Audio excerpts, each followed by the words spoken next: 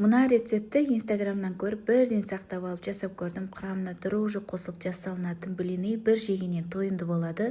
2 жұмыртқаға сүтті ыстық суды құйып араластырып ұн саласыздар. Дрожжисын, осылай қантын, тұзын салып тағы да араластырып, үстіне май құйып араластырып аласыздар. Салмасына осылай колбаса, болгар, бұрышын, сырды және укроп салып, жақсылап араластырып, бетін жауып 20 минутқа қалдырасыздар. Табада қызарғанша екі жағынан блины сияқты пісіріп аласыздар. Тез дайындалады, өте керемет тойынды, балаларыңызға сөзсіз ұнайды. Мектепке тармазыққа салып берсеңіздер де болады. Қыздар, мен өзіме Тубай кезеттен осындай пылесос алған болатын. 5-проводной, 3-в-1 қараңыздар. Бір емес бірнеше насадкасы бар, өте ыңғайлы екен. Өзімізге өте қатты ұнады. Фиолет түсті шаңсорғыш, үйді тез және тиімді тазалауға арналған тамаша шешім. Өзімізге, отбасымызға керемет ұнады. Осы түнде осыны светі де жанады екен.